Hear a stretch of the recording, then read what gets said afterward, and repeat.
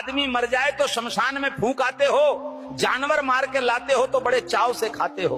पेट को शमशान बना दिया है, मुर्दा तो जला के घर से बाहर कर देते हो, एक दिन भी घर में नहीं रखते। उसके कपड़े, उसका बिस्तर तक फेंक देते हो। कल तक गले लगाने वाला शरीर मरते ही तुम्हें अशुद्ध और अपवित्र लगने लगता है। अरे मूर्खों, क्यों तुरंत आग के हवाले कर देते हो?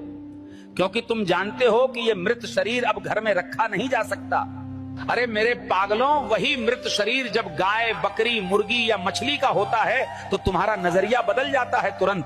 तब तुम उसे घर लाकर मसालों में लपेटकर, पकाकर और बड़े शौक से प्लेट में सजाकर दावत मानते हो। इंसान की लाश तुम्हें अपवित्र लगती है, लेकिन जानवर की लाश तुम्हें स्वादिष्ट लगती है। इसमें कैसा अंधापन और विरोधाभास है।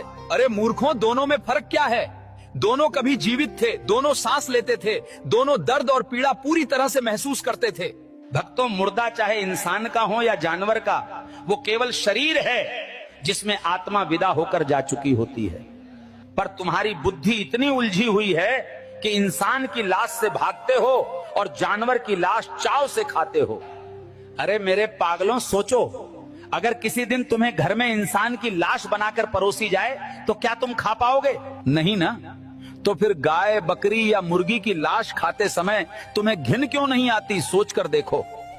केवल इसलिए कि उसे भोजन कहकर तुम अपने मन और जमीर को धोखा देते हो और खुद को झूठा संतोष दे देते हो। तुमने रसोई घर को मंदिर बनाने के बजाय शमशान बना दिया है। जहां भगवान का भोग होना चाहिए वहां शव पकते हैं। अरे मूर्खों, तुम्हारा पेट रोज लाशों का ढेर निगलता है और तुम उसे गर्व से भोजन कहकर खुद को बहलाते रहते हो। कसाई खाने जाकर देखो कैसे जिंदा प्राणी का गला काटा जाता है, उसकी चीख और तड़प हवा में गूंजती रहती है। अरे मेरे पागलों, तुम वो दृश्य नहीं देख पाते क्योंकि देखने से तुम्हारा जमीर जाग जाएगा और मांस का स्वाद कड़वा लगेगा। इसलिए तुम